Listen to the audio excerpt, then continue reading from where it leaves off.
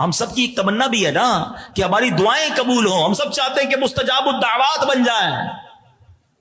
ایک بار سرور کائنات صلی اللہ تعالی علیہ وسلم کی بارگاہ میں حضرت سعد بن ابی وقاص رضی اللہ تعالیٰ عنہ حاضر ہوئے اور عرض کی حضور دعا مجھے بتائیے میں مستجاب الدعوات کیسے بن سکتا ہوں.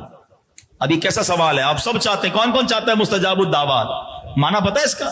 مستجاب الدعوات وہ ہوتا ہے جو دعا کرے وہ دعا قبول ہو جائے. ہم سارے ہی چاہتے ہیں. حضرت سعد بن ابی وقاص نے سوال کر لیا, کیا پیارا سوال کیا, ہمارا بھی کام آسان کر دیا.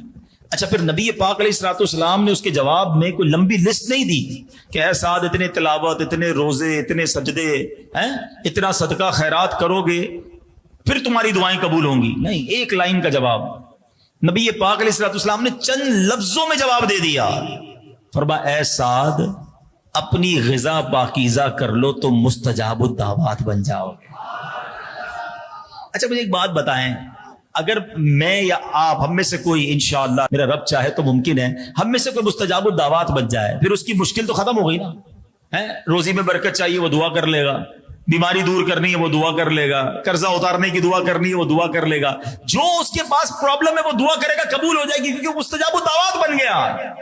تو سب سے مین کام کیا کرنا چاہیے کہ اپنی روزی حلال کر لو, مستجاب الدعوات بن گئے تو سارے مشکلیں حل ہو جائیں گی نا. توجہ دیں, اپنی روزی پاک کرنے پر توجہ دیں, آپ کا دل نرم ہو جائے گا, آپ کی دعائیں قبول ہونے لگ جائیں گی.